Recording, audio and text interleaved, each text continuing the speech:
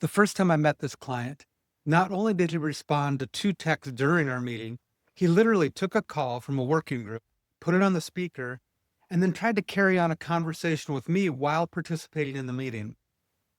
But he told me all about his work ethic. He told me about the schedule he maintained because he needed to set an example for the staff. He knew everything that was going on. He was involved in every major project, every key conversation, and most decisions. People respected him. They talked about him like he was an asset to the organization. In fact, they even promoted him to VP. It wasn't like things were going great in the department, though. Turnover was slightly above average. Not alarming, but it was consistent. They were evaluating engagement. They were implementing a new review process. They were trying to fix that engagement problem. There were some safety violations. Again, not alarming, but enough to show a pattern. So they implemented additional training. They had meetings to review protocol. They issued new processes to try to address these safety issues. The business treated these as isolated problems, all disconnected from each other.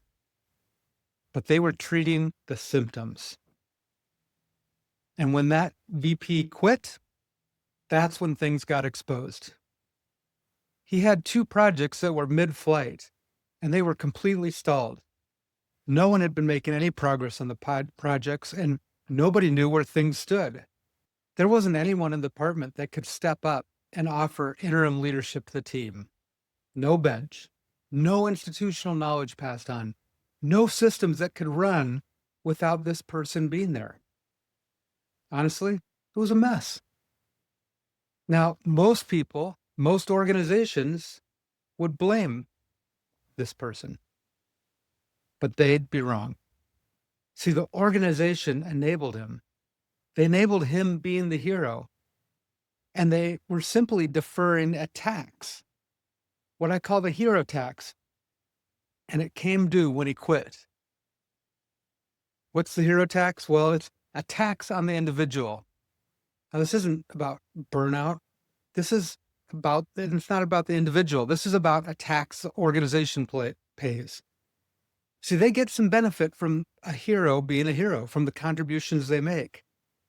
But there is a tax, and it's just a matter of when it comes due. Sometimes it shows up in the turnover and the safety violations or other processes that get attributed to culture or systems of the organization, not the individual. That's the tax. Sometimes it shows up down the line, like a project that stays 80% complete for months, and no one really knows what's going on with it. It's a tax. Sometimes it doesn't show up until the person leaves. Like the clients that would only talk to the hero, and when the hero leaves, the work does too. That's the tax. The bill's coming due. So how does this happen? Well, it's not by accident. Organizations enable heroic leaders in very specific and predictable ways. They give raises and promotions based on heroic output, just like my client. They create performance reviews that continue measuring personal performance and not things like manager effectiveness. Recognition and accolades come from above based on what was produced and what fires were fought. The downstream results aren't tracked. Things like the bench getting stronger. There isn't data or information about the people below the hero. Succession planning, well, that gets delegated to HR. It becomes a spreadsheet with names and boxes. Not a priority of the hero. That's just a checkbox. Ironically, what happens when the hero leaves is the company has to quickly fill that role. So they hire someone senior, maybe from outside the company, and then onboard them into that same hero culture. And the cycle begins again. Now, if you're a hero watching this, I want to speak to you for just a minute, because this is not about blame. You did not build this role. Your organization handed it to you. They called it leadership, and I understand why it sticks. There's a real identity to being the one who holds it all together. It's needed, and that is its own reward. And this is not a character flaw. This is very human. And it's an admirable trait. But Could be that this trait leads to burnout. It might not. It might also mean that the people around you don't fully develop. They might. The biggest impact to you, though, if you're the hero, is that it means you are not accomplishing all that you could. It is you underperforming. You hear me out. The measure of a leader is not what they produce, it's what keeps producing when they are not there. And so, if everything has to go through you, by default, you're underperforming, regardless of how full your calendar is or what your schedule looks like. And I know that might be hard to hear, but it honestly is the most useful thing I can tell you. So, what can you do about this? If you're the hero or if you're an organization? Well, there's three things I want you to think about. First is get an outside set of eyes on both your people and your system. Ideally, this is someone outside your organization, someone who can preserve confidentiality and who can look at how your people and these operations work together and identify what's become normalized that maybe isn't serving you well. Again, not to find fault, but to see where there are design issues that you need to fix.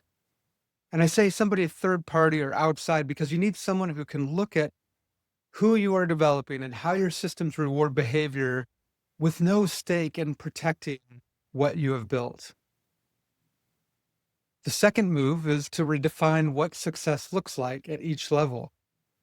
Redefine it so it's not about personal output, but organizational impact. What are the results that this role should be producing? How should they be produced? What should work, even if the hero goes on vacation for a month? And then do performance reviews around that definition. Change what you measure, and you'll change what you reward. The third move is to make those changes, but not all at once. This needs to be an iterative intervention.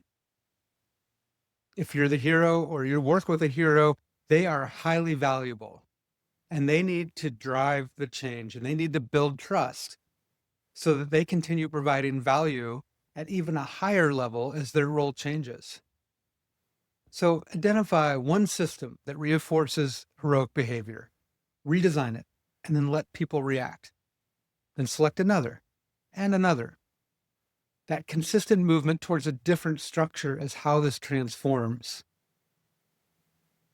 Now, that organization that I told you about at the beginning, they're still in the middle of this. And they're in this reactive mode right now. And that's where most organizations are when they finally start thinking, we got to do something different. See, being in a reactive mode is not a failure, it's the starting point. And the question is whether you use that to find the next hero or you build something that doesn't need one. Now, my name is Brian Walch. I'm with a company called Shift Focus Consulting. It's my own business, and I work with organizations to help build leadership deployment systems. So if you think that would help your business grow, go to shiftfocus.com and set up a call to talk more. I'd love to hear about your business and your challenges. Thank you.